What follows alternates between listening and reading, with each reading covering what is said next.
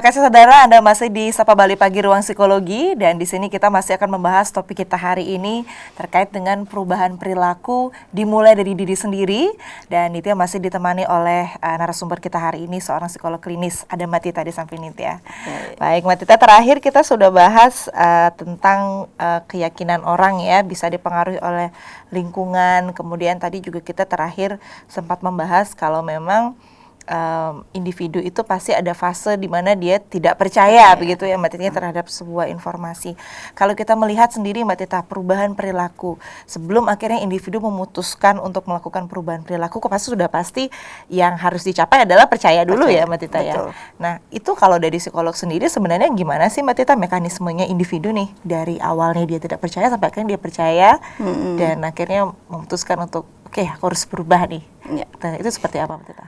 Jadi dari orang ini dari yang mulainya mungkin tidak percaya sampai percaya itu pasti akan mengalami beberapa fase ya, fase-fase yang mungkin itu akan berdampak ya sampai dia akhirnya nanti akan percaya gitu ya.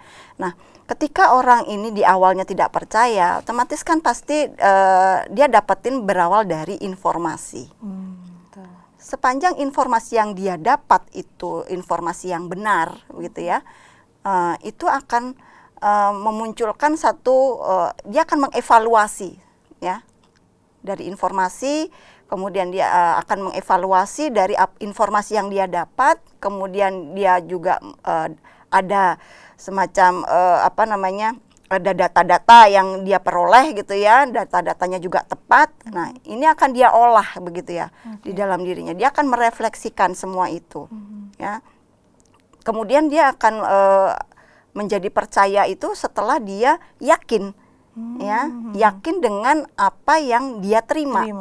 Ya. Entah itu melalui apa yang dia dengar, kemudian apa yang dia lihat gitu ya. Kemudian mungkin ada pengalaman-pengalaman yang dia alami pada saat itu, mungkin dia pernah ketemu dengan orang yang menderita sakit, yang kena COVID seperti itu menjadi dia menjadi yakin dan percaya bahwa ada. Dan dia pada akhirnya akan ya sudah, saya harus melakukan sesuatu perubahan nih untuk bisa supaya saya sendiri tidak terkena dan juga orang-orang di sekitar saya, keluarga saya juga sehat, tidak terkena COVID ini begitu. Berarti memang ada fasenya begitu ya Mbak Tita ya. Dia akan mengalami itu dan itu tujuannya mungkin kita membagi informasi ke masyarakat. Iya betul. Testimoni itu. Jadi informasi-informasi pun itu harus tepat gitu ya, dan masyarakat juga perlu memilah gitu kan, ya memilah informasi mana yang benar dan informasi mana yang itu tidak benar begitu.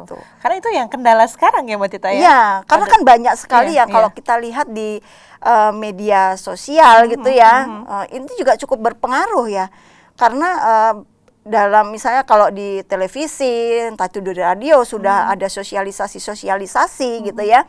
Ini istilahnya kan medianya juga media yang profesional begitu ya. Kemudian ada semacam kita ada media-media sosial yang lainnya ya. Ini kan kadang kita nggak pernah tahu ya mereka itu secara akurat data mereka itu tepat atau tidak ya.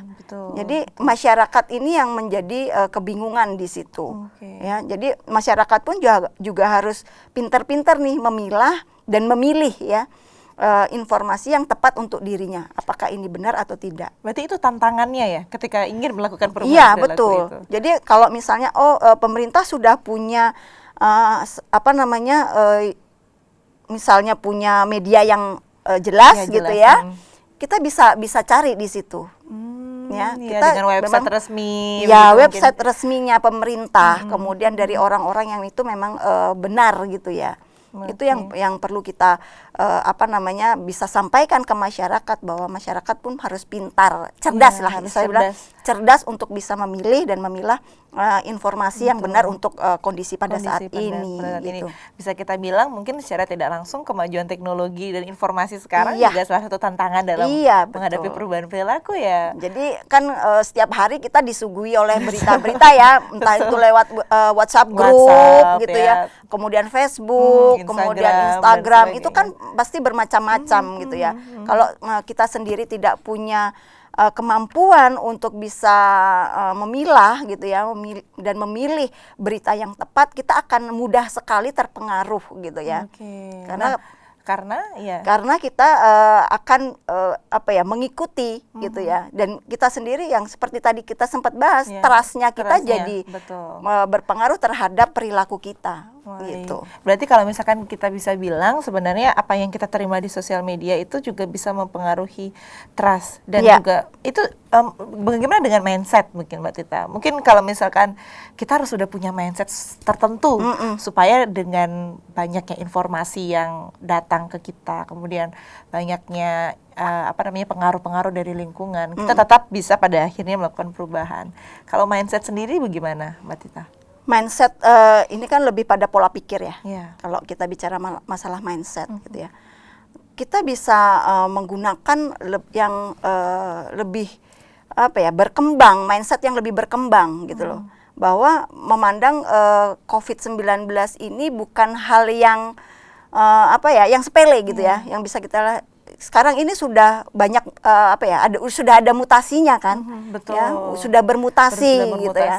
Nah ini yang perlu kita sadari juga ya, kita punya pola pikir yang lebih berkembang gitu ya, bahwa ini ternyata penyakit ini gitu ya tidak hanya stop sampai di sini, ternyata dia masih banyak nih mutasi-mutasinya, ya kan? Sehingga sampai saat ini kok masih ada, dan kita juga belum tahu sampai kapan corona ini akan ada gitu kan. Berarti itu mindset berkembang begitu ya? Iya, perlu kita kembangkan dari mindset berkembang. Mindset yang berkembang atau growth mindset ya kalau bahasa psikologis gitu ya. Growth mindset ini adalah bagaimana kita bisa membuka pikiran kita terhadap hal-hal yang lebih positif. Ya, bahwa misalnya kalau saya mau berubah secara perilaku gitu ya, saya perlu memandang bahwa COVID ini ada gitu kan. COVID ini memang ada, dan ini kita perlu melakukan yang secara prevensi untuk diri kita seperti apa.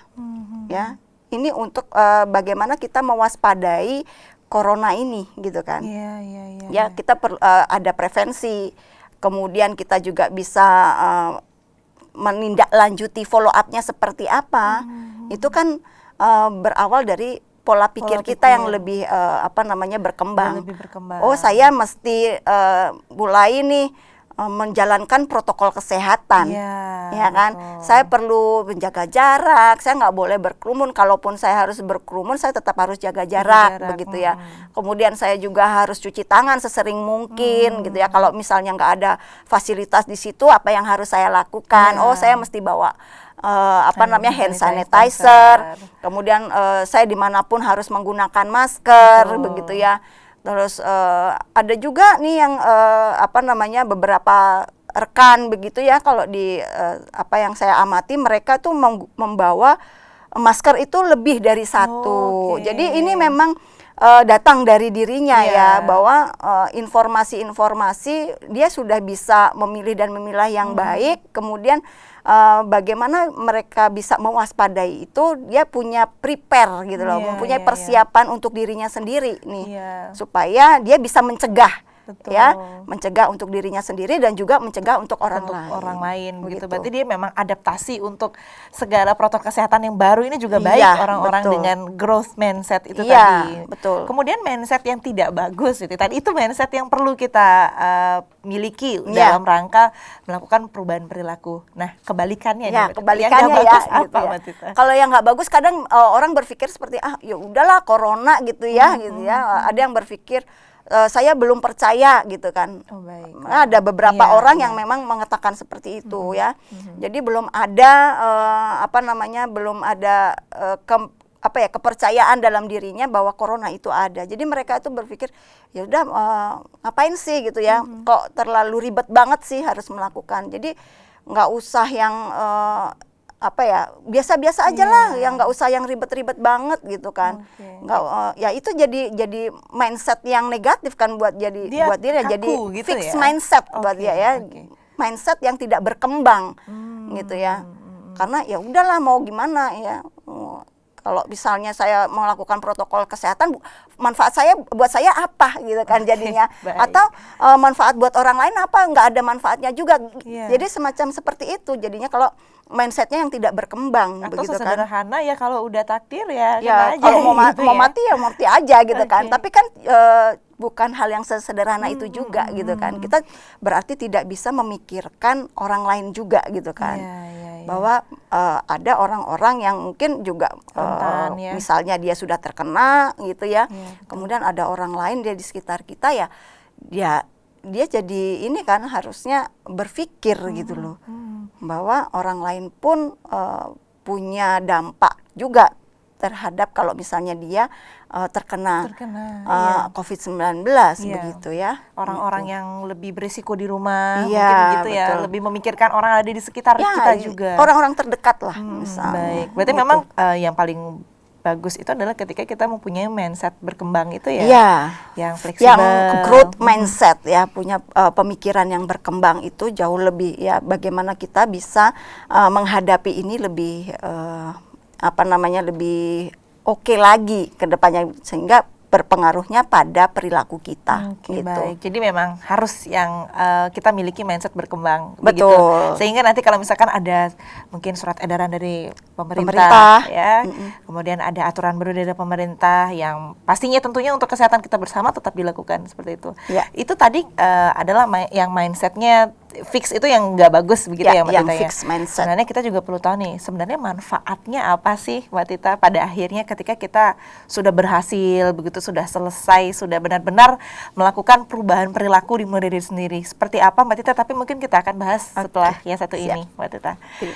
Baik saudara, kita setelah yang satu ini akan membahas kira-kira seperti apa manfaat ketika kita berhasil menerapkan hal-hal menuju perubahan perilaku khususnya di masa pandemi COVID-19 ini, tapi setelah yang satu ini. Untuk itu jangan kemana-mana, tetap di Sapa Bali Pagi Ruang Psikologi.